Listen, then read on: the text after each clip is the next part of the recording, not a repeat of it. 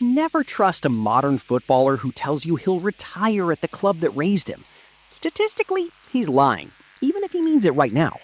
And that one sentence right there explains almost everything wrong with football today. 20 years ago, a kid could join a club at 8 years old, come through the academy, make his debut at 17, become captain at 25, and retire at that same club with a statue outside the stadium. Today, that same kid gets scouted at 11, sold to a bigger academy at 13, loaned out at 18, and by the time he's 25, he's already played for 4 different countries. Same talent, same dream, completely different outcome. And in this video, we're going to break down exactly why that shift happened, who's really responsible for it, and why the era of the one-club man, guys like Totti, is basically extinct now and isn't ever coming back.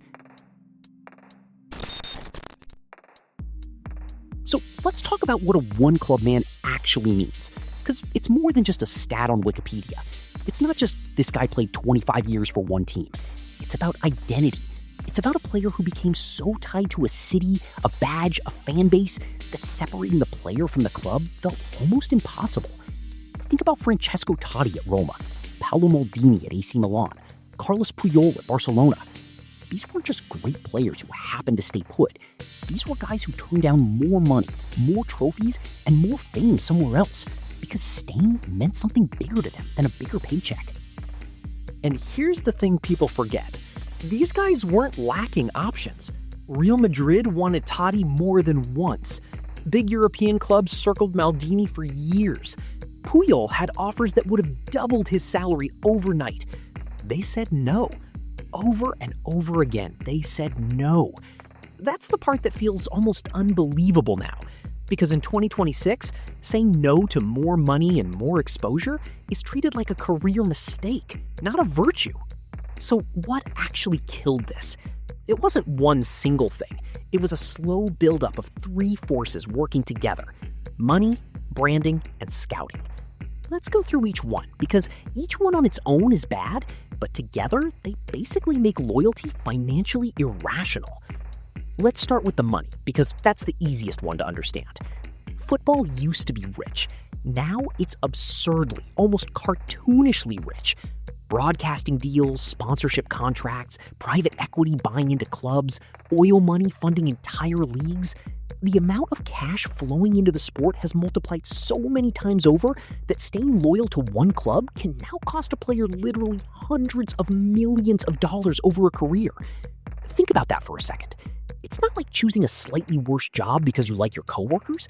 It's turning down generational wealth for your family, for your kids, for your grandkids. When the gap between loyal and smart business decision becomes that wide, you can't really blame players for picking the business decision. And it's not just transfer fees and wages either. It's image rights. It's global sponsorship deals that only make sense if a player plays in a country with a bigger media market. A player who stays in, let's say, a smaller domestic league is invisible to half the planet, no matter how good he is. But a player who moves to the Premier League or La Liga or a club with massive global reach suddenly triples his visibility overnight. His shirt sells worldwide, his social media following explodes, brands start lining up. So even if his heart says stay, his agent, his family, and honestly the entire structure around him is whispering move. Which brings us to branding, because this is where things get really interesting. Modern footballers aren't just athletes anymore. They're businesses. They're content creators, influencers, walking advertisement machines. And a business doesn't build long-term value by staying loyal to one customer. A business grows by expanding its market. That's literally the mindset now. Players think in terms of global reach, legacy building, personal brand value, the same way a company thinks about expanding into new markets. Look at how players talk in interviews today compared to 20 years ago. It used to be, I want to win for this badge. Now it's, I want to build my legacy, I want to test myself at the highest level, I want to leave my mark on the game globally. Notice something? None of that language is tied to a specific club anymore. It's tied to the player himself. The club becomes a stepping stone, not a home. And honestly, this isn't players being greedy or fake. This is what the entire industry has trained them to think, because the industry profits when players think this way. More movement means more transfer fees for clubs, more commission for agents, more content for media companies, more merchandise sales across different countries. Loyalty doesn't generate revenue the way movement does. So the entire ecosystem, whether it means to or not, pushes players toward constant movement. Now, let's talk about the third piece. And honestly, I think this one gets talked about the least, even though it might be the most damaging long term. Scouting networks. Modern academies don't wait until a kid is 16 or 17 anymore to see if he's good enough. They're scouting kids at 8, 9, 10 years old.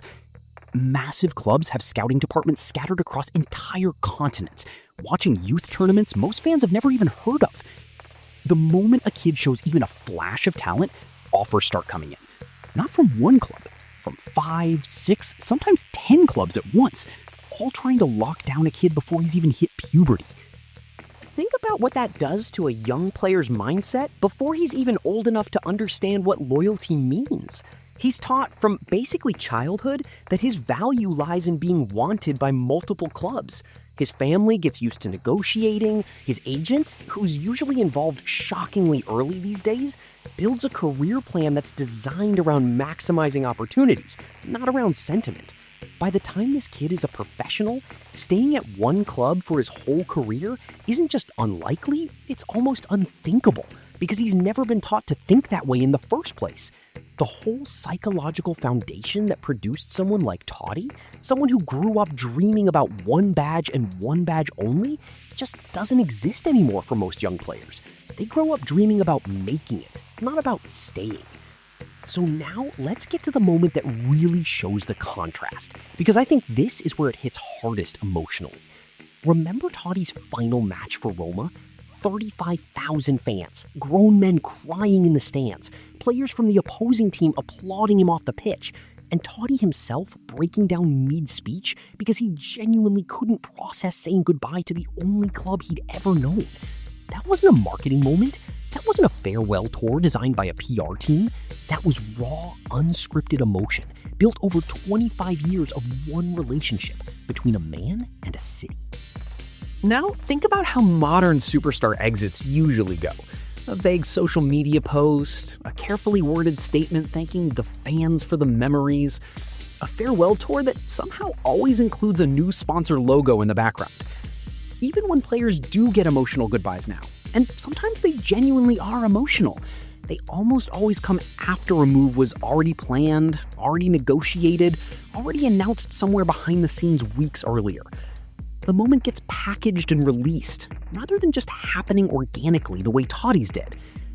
And look, I'm not saying every modern player is faking loyalty or doesn't care about their clubs. That's not fair either. Plenty of current stars genuinely love the badge they play for in the moment. But loving a club in the moment and staying loyal to it for an entire career are two completely different things now, because the entire system is built to interrupt that loyalty before it can fully form. Even if a player wants to stay, his club might sell him anyway once a big enough offer comes in, because modern clubs also operate like businesses now, not like community institutions. Selling a 25-year-old superstar for record money is often seen as smarter business than keeping him for sentimental value. So even loyalty from the player side isn't enough anymore, because the club itself might not return that loyalty either. This is honestly the saddest part of the whole picture. It's not just players changing, it's the entire relationship between clubs and players changing on both sides at once. Clubs used to build identities around specific legends. Now, clubs build identities around trophies, sponsorship value, and global market share. A player becomes an asset on a balance sheet before he becomes a legend in a stadium. And once you start thinking about players as assets instead of as people who represent something, loyalty naturally becomes optional, replaceable, and honestly, kind of inefficient from a business standpoint. So where does that leave us? Is the one club man completely gone forever? Realistically, yes, at least at the highest level of the sport.